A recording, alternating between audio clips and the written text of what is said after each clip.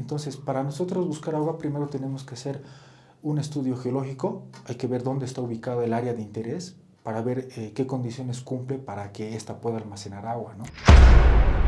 Ahora no se puede predecir por estos cambios que lamentablemente está ocurriendo en el mundo, pues, ¿no? Entonces, estamos en una época, hablando a nivel global, de calentamiento.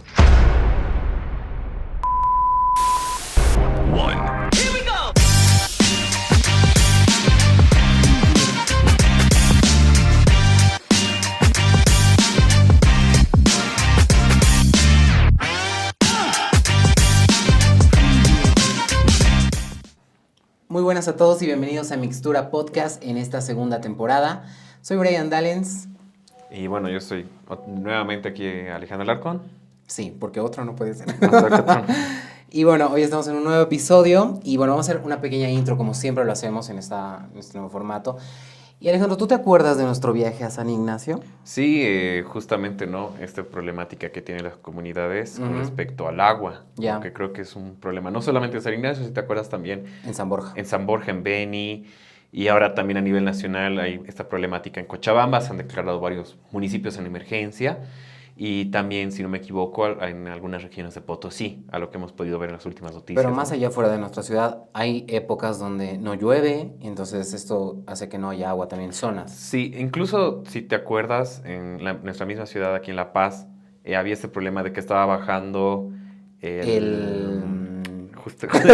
justamente en Jampaturi, la represa. La represa, sí. Claro, Sí. claro, obviamente con las lluvias que hubo hace 2 meses, ha podido un poco nivelar, pero también siempre tenemos este problema, ¿no? Pero había una temporada que estaba lloviendo mucho también y que ya estaba totalmente llena. Claro, pero o sea, este problema siempre es recurrente con la sequía. Estamos también, muchas ciudades están declarando también en la hora cero, ¿no? No sé si está bien. Pero siendo de La Paz no sufrimos tanto, hay que Claro. ser sinceros. Sí, En Cochabamba por ahora no. o Tarija. Cochabamba no tiene agua hace mucho tiempo. Entonces tienen regulaciones o en la noche o a veces por horas o por Claro. barrio. Pero también Tarija, que sufre mucho del agua. De la sequía, especialmente Ya. también en los municipios. Y si no me equivoco, también había este problema en Santa Cruz, En Santa Cruz con los también. acuíferos, Ujú. porque también había este tema de las urbanizaciones que estaban secando varios lagunas, ¿no? Pero a ver, también nosotros somos un poco egoístas, eso siempre lo decimos en CKCM, porque ustedes saben que nosotros trabajamos en campo. Las ciudades, quieran o no, tenemos agua, o podemos ir a comprar un botellón de agua y tal, pero cuando nosotros trabajamos en campo, por ejemplo en San Borja, o en las comunidades aledañas en el Beni, o en Santa Cruz, ahí pues no te puedes ir a comprar una botella de agua, ni Claro. siquiera una bolsita de agua de $1 o 50 centavos que venden, ¿no ve? Entonces sea, es un problema muy fuerte. O sea, hay, digamos, tiene que ir incluso muy lejos, ¿no? Zonas quizás al pueblo, ¿no? Por Pero aún decirlo. así tal vez no tienes ni $1.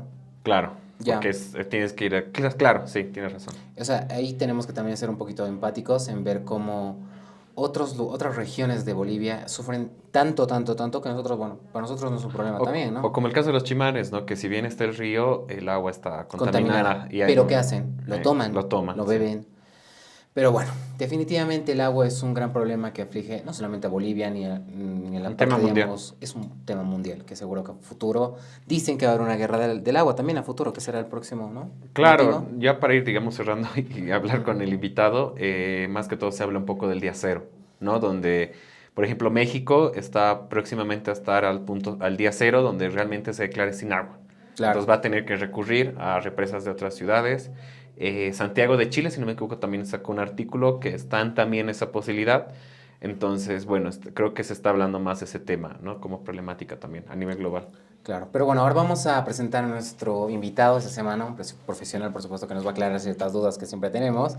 Él es Juan Carlos Solís, es ingeniero geólogo, así que pues va a unirse ahora mismo a nuestra mesa de trabajo, así como por obra de magia. Bienvenido, Juan Carlos, a Mixtura Podcast. Muchas gracias. Bienvenido. Y bueno, ¿qué te parece si antes de iniciar con la charla de la temática, pues nos dices quién es Juan Carlos, a qué se dedica, cuál es tu profesión, una pequeña presentación? Bueno, soy Juan Carlos Solís, ingeniero geólogo, nací en Potosí, ya vivo 20 años aquí en La Paz, estudio geología en la UMSA, me he especializado en la parte de la geofísica, justamente con este tema de la identificación de agua subterránea, ¿no? Entonces, con gusto acá para aclarar y ayudarles en algunas cosas. Por supuesto que sí. Sí, es algo muy interesante, ¿no? Tú que has crecido, como dices, en Potosí, también han tenido mucho este problema, si no me equivoco, en la ciudad. El tema también de la minería contaminado, hay este problema. No sé si te nos puedes hablar también de eso. Sí, Potosí, ciudad minera, ¿no? Toda esta cuestión. Actualmente igual está viviendo estos problemas de la sequía. Para hablar de este tema del agua hay que conocer ciertos criterios técnicos, ¿no? Como es el ciclo hidrogeológico, que para que haya agua en un cierto lugar tiene que haber una recarga, ¿no? Existe una recarga y una descarga, es un ciclo.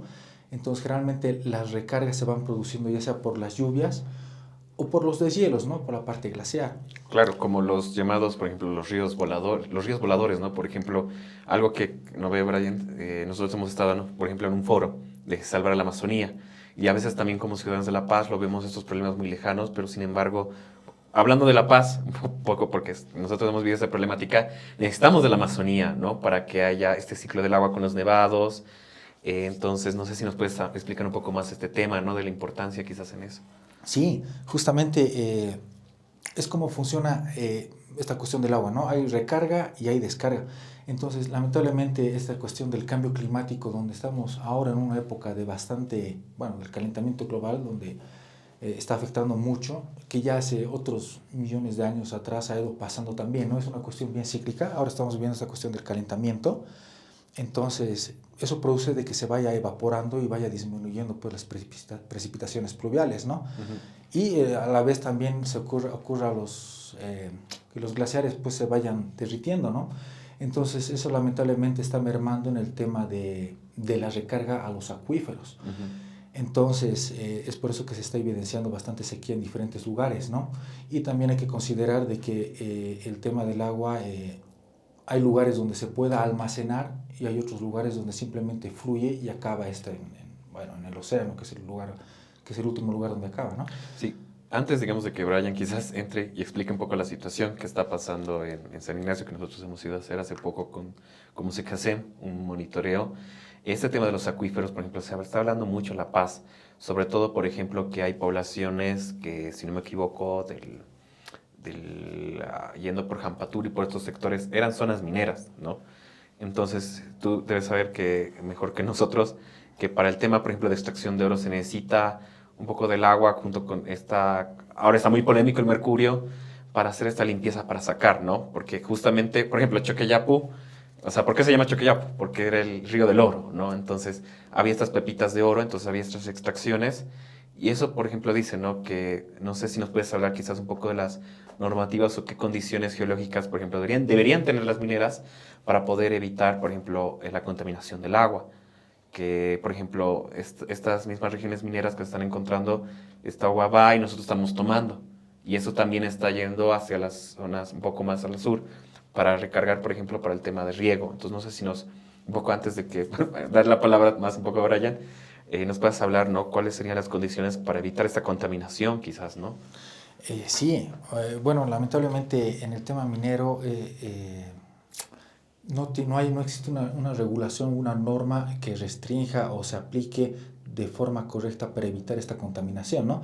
Entendamos que la parte de la minería, casi el 70% de los que van trabajando son cooperativas mineras. Entonces, ellos no tienen unas normas o parámetros de seguridad o de medio ambiente que cumplen, ¿no? Entonces, a muchas de estas cooperativas simplemente les interesa extraer el oro y es por eso que no van controlando este tema de la contaminación, ¿no? Comparado con empresas grandes o privadas que ellas ya que tienen este control medioambiental, ¿no? En este caso,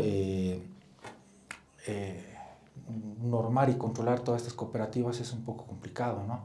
Es no difícil, se puede hacer, pero por la coyuntura actual que vivimos se dificulta un poco, ¿no? Y eso que La Paz también, la mayoría de los ríos son subterráneos, ¿no? Que eso también, eso nos está un poco afectando, ¿no? Con el tema de la contaminación. Sí, encontrar agua, o los acuíferos someros a poca profundidad generalmente ya están contaminados, ¿no? Lo que se trata de identificar y buscar generalmente son los acuíferos que están a mayor profundidad, que son los más puros, por así decirlo, ¿no? Sí, pero a ver, vamos a sentarnos un poquito más, digamos, o sea, tú conoces mucho sobre La Paz, sobre Potosí y todo eso, ¿no? Pero tal vez podrías dar tu opinión, digamos, con respecto al problema que existe en el agua en la parte amazónica, ¿no? O sea, dirías, no debería haber un problema allá porque llueve constantemente, O el mismo hay clima es mucha húmedo. naturaleza, claro, el clima del Beni es súper húmedo, pero lastimosamente, por ejemplo, nosotros trabajamos en el río Maniquí, que es el río vital para las comunidades chimanas, ¿no? O sea, las comunidades chimanas son un pueblo que realmente ha sido muy hostigado durante decenas de años y aún hoy en día sigue siendo discriminado, no solamente pues por ellos mismos o por otras razas, sino también por ahí mismo, por San Borja, o sea, en el pueblo son súper discriminados. Y ellos tienen una enfermedad desde niños que es justamente en el estómago, por tomar las aguas del río Maniquí. No sé si tú puedes dar una opinión sencillamente acerca de esta problemática del agua. ¿Por qué el gobierno en tantos años nunca ha logrado hacer nada para que se solucione eso? Eh, bueno, lamentablemente uno en este tema del agua no ve a futuro, ¿no? A veces ya cuando el problema está ahí es donde uno recién va viendo cómo arreglar las cosas, ¿no? Claro. Este tema de lo que les decía del clima que estamos viviendo actualmente, el año pasado por esos sectores la temperatura estaba considerable, ¿no? Entonces, como les decía que hay recarga y descarga en el ciclo hidrogeológico, en este sector donde ustedes me mencionan, las temperaturas son bastante considerables, ¿no? Entonces, sí, la descarga de esos lugares o de los ríos que están pasando por ahí es por evaporación. Muchos de estos se van evaporando y poder identificar los acuíferos subterráneos en ese lugar generalmente se encuentran a mayor profundidad, ¿no? No es que no haya, tal vez no se están haciendo los estudios adecuados para poder identificar estos acuíferos, ¿no? Es efectivamente de que pueden estar a mayor profundidad, hay que realizarlos, generalmente pueden estar más de los 300. Entendamos que todo ese lugar, geológicamente hablando, es toda una llanura, son arenas y gravas prácticamente que se han ido depositando. Sí. Entonces pueden tener bastante espesor y potencia, ¿no? Sí, eso igual te quería preguntar, por ejemplo, la tierra en el Beni, a diferencia de la Chiquitanía es bosque seco, ¿no? Entonces, pero en el Beni es más humedad, entonces la tierra es un poco más arcillosa. Entonces, eso, digamos, no sé si te han hablado quizás algunos colegas o algo, eso se deba quizás por la misma humedad o como tú decías, ¿no? Quizás se necesita más estudios para ver si hay agua subterránea, porque muchas de las poblaciones hemos visto, están viendo la posibilidad, por ejemplo, del estudio de pozos, ¿no? No sé A si te ver, acuerdas eso es también lo en que San vamos a Ignacio. entrar ahora. O sea, Sí. probablemente nosotros que sabemos del tema lo hablamos bien, pero las personas que están allá no tienen Claro. idea de lo que estamos hablando. Entonces, sería interesante que nos expliques qué es esto de subterráneo, o sea, qué es. Se busca agua debajo de la tierra, prácticamente.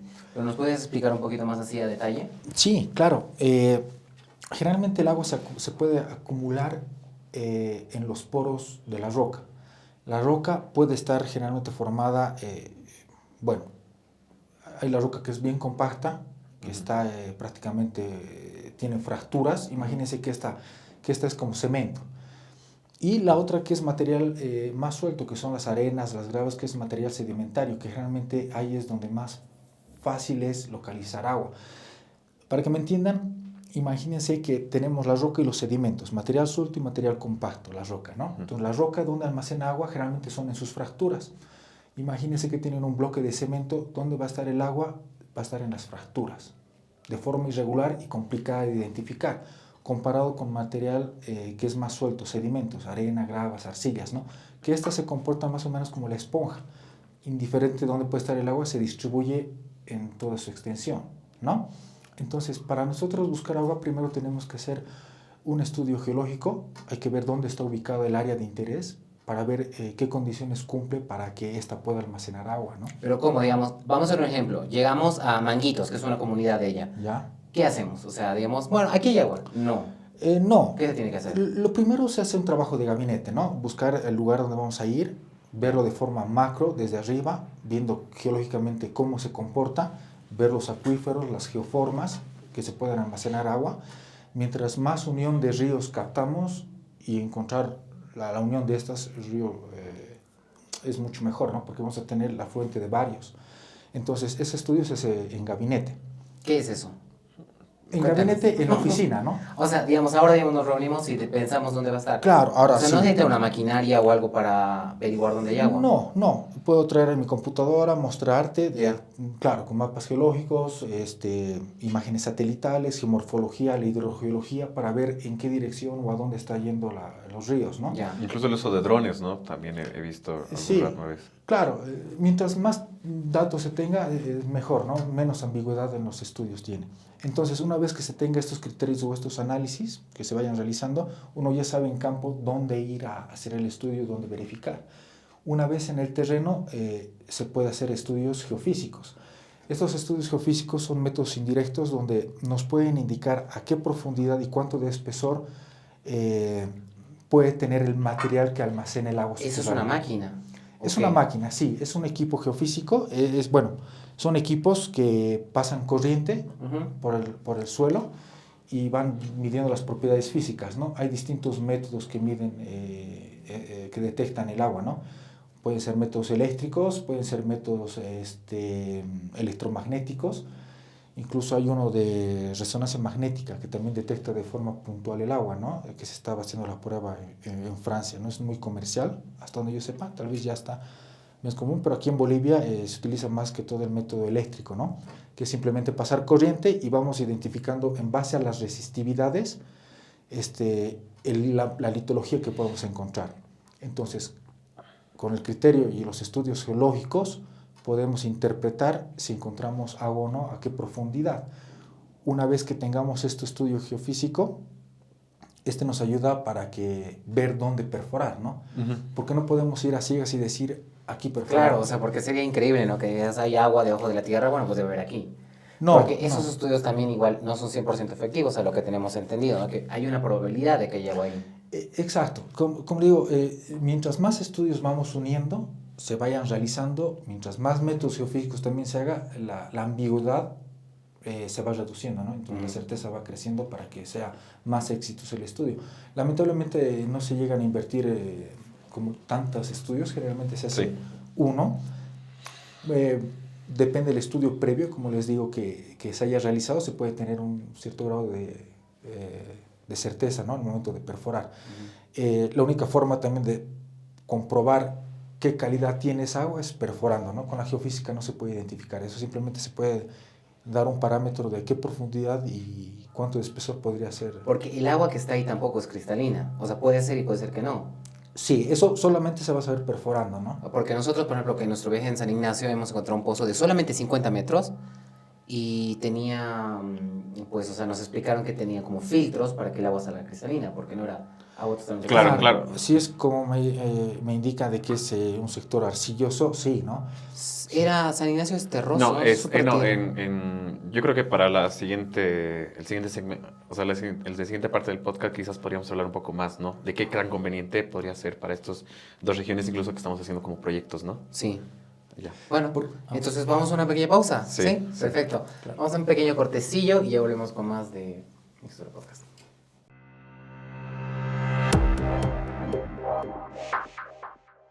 Acompáñanos para recorrer caudalosos ríos, enormes montañas y frondosos bosques para conocer las maravillas que guarda nuestra Bolivia y su gente.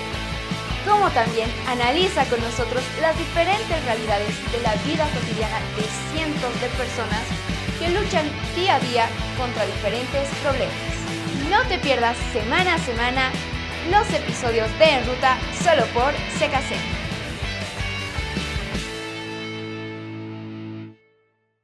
¿Estás interesado en conocer la realidad de los pueblos indígenas de Bolivia?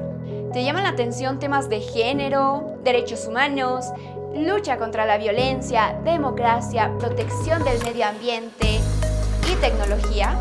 Visita nuestra página ckc.com a través de cualquier buscador y descubre un mundo de información.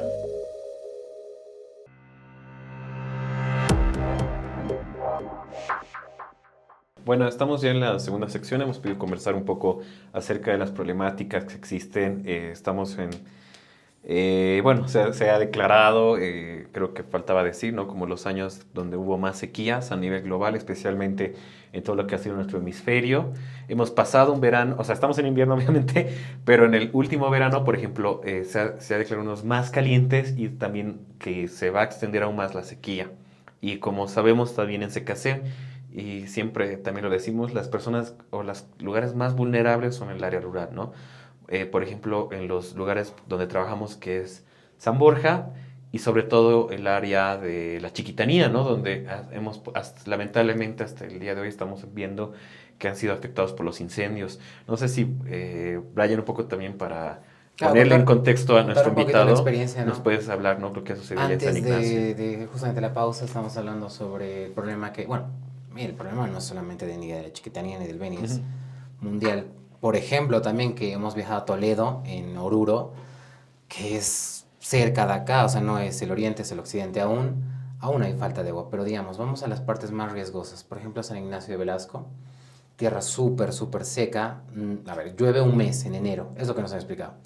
El problema principal de ellos es el agua. Hay ciertas comunidades que tienen agua potable, no vamos a negarlo, pero sí, por ejemplo, en la parte, digamos, de cultivos, de huertas, de producción, no tienen agua.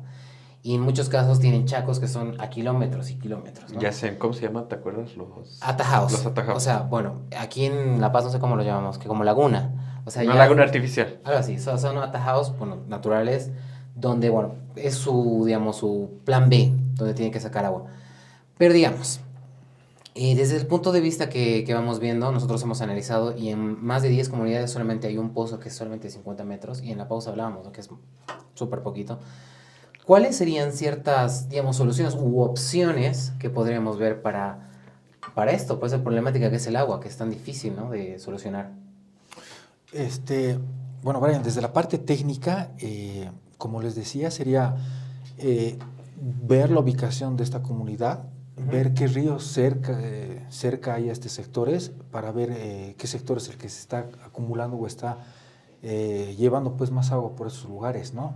Hacer estos estudios geológicos, hidrogeológicos y posteriormente hacer estudios geofísicos para ver si a profundidad podemos encontrar agua y posteriormente perforar, ¿no? Me comentas que es difícil hacer esta cosecha de aguas por el tema de evaporación, todo eso, porque no llueve. No.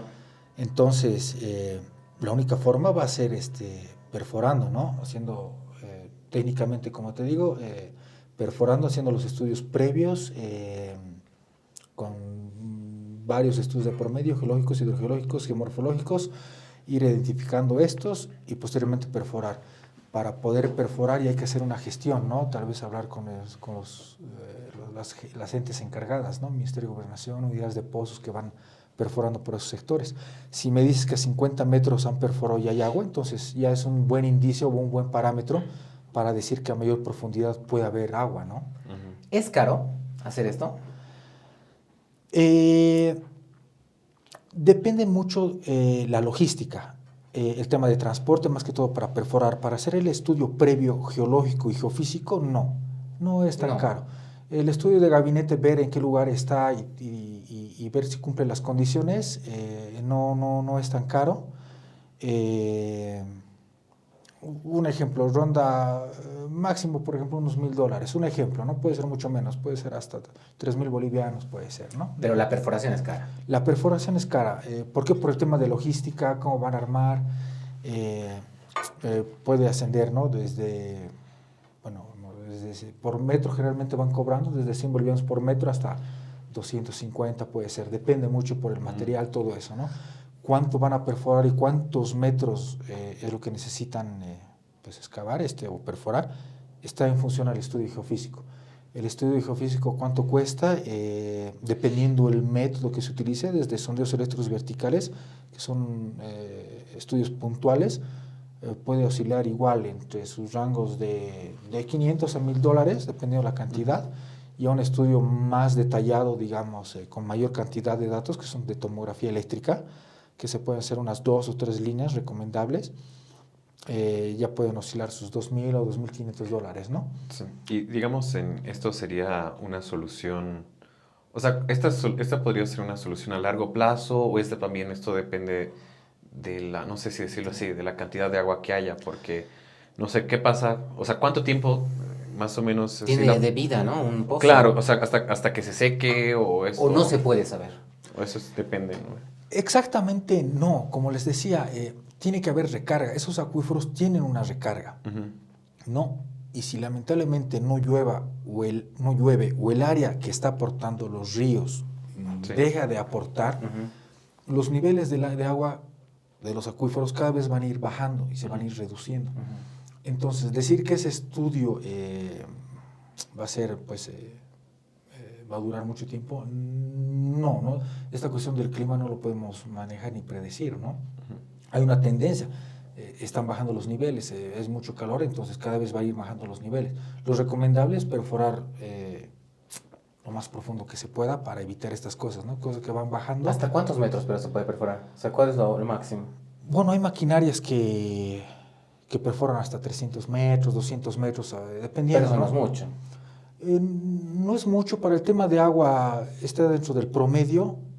Con estos problemas que vamos a ir llevando, seguramente vamos a necesitar entrar a mayor profundidad, como en el Chaco, por ejemplo, que Claro. hasta 300 metros no se encuentra agua porque ya está todo ahí como queso perforado, entonces sí tienen que ir entrando más, ¿no? Un queso Entonces, suizo. Sí, tienen que ir entrando entonces más. La tecnología también va creciendo, entonces cada vez se hace más factible poder entrar a mayor profundidad, ¿no? El cambio climático igual afecta a esa situación. Seguro que hace 1000 años no era lo mismo que es ahora. Claro. Por lo menos hace 10 años. Ya, hace 10, 20 años. Probablemente, Sí, no es tan lejos. total. Entiendan que toda esta cuestión del clima, del agua, es un ciclo, ¿no? Son ciclos. Hay épocas de bastante calor y hay épocas de bastante frío, lluvias, ¿no? Acuérdense nomás, 2016, también a nivel Bolivia, La Paz, hemos sufrido una época de sequía bastante dura, ¿no? Entonces, el año pasado nomás ya teníamos bastantes lluvias, ¿no? Entonces, estos ciclos, si bien ya no son tan marcados como antes, que estaban bien marcadas las fechas, sabía cuándo iban a llover, cuándo no, ahora no se puede predecir por estos cambios que lamentablemente está ocurriendo en el mundo, pues, ¿no? Entonces, estamos en una época, hablando a nivel global, de calentamiento. Entonces, vamos a tener sequías, ¿no? Esto, ¿hasta cuándo será? De aquí a unos 1000 años. Y aparte fuera de eso también los incendios que están nuevamente empezando, que eso ya son por lo menos 5 años, que es la misma historia, todo lo mismo, nadie hace absolutamente nada. Y cada vez más. Y las alteraciones son totalmente fuertes, especialmente en las regiones amazónicas. Claro, y también, ¿no? Para ir ya cerrando y ir a la otra sección, también hay esos temas de desigualdades, ¿no? Porque, por ejemplo, a veces, por ejemplo, La Paz, al final de cuentas hemos tenido que sacar agua de otras regiones, de otras comunidades, ¿no? Por así decirlo, también, no sé, por ejemplo, Santa Cruz está evaluando de dónde sacar agua. Y a veces también esta alteración de los ríos afecta a la forma de vida, ¿no? Que tienen estas comunidades. Y de igual manera, ¿no? De estos pozos, porque hemos visto los que más sufren sequía son las comunidades más vulnerables, que lamentablemente también no tienen quizás los recursos. Y es ahí, no sé si, ya para ir cerrando, no sé si con tu experiencia, ¿cómo has visto esta situación, ¿no? De cuál si ha sido una buena solución o algo, ¿no? De esto del tema perforación. de la perforación. Por ejemplo, adheriendo a algo, hay una comunidad allá en el Beni, en San Borja más específicamente, que se llama El Chacal. Y tú te pones a pensar, esta comunidad llega hasta cierta parte en auto. De ahí, la única forma de llegar a la comunidad es en barcas. Barcas totalmente precarias. O sea, ni siquiera es un barco grande, es una madera. Yo digo, ¿cómo llegaría la maquinaria al Chacal, por ejemplo, que es una comunidad que sufre el agua? O sea, ¿cuáles serían esas otras alternativas?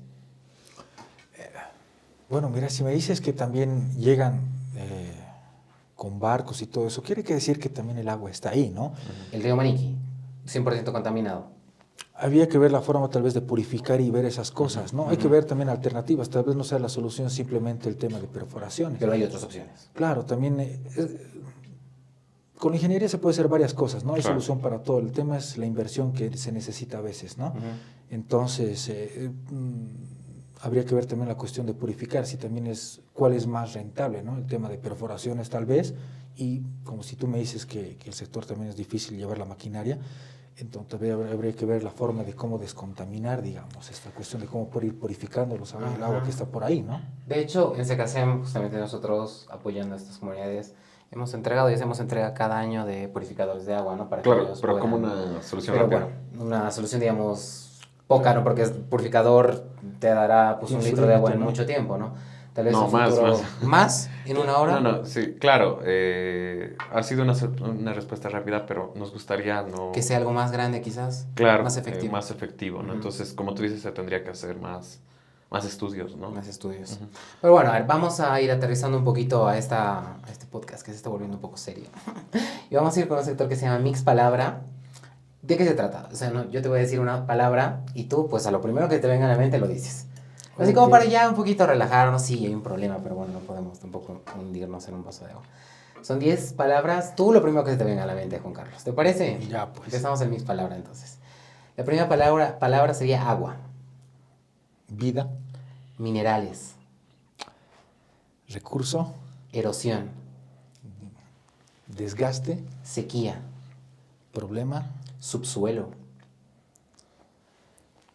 ¿Qué quieres que te diga? tierra, Ya, geología. ciencia, Contaminación. dañino, Exploración. Pronto vas a hacer como siempre. conocimiento, Y por último, clima.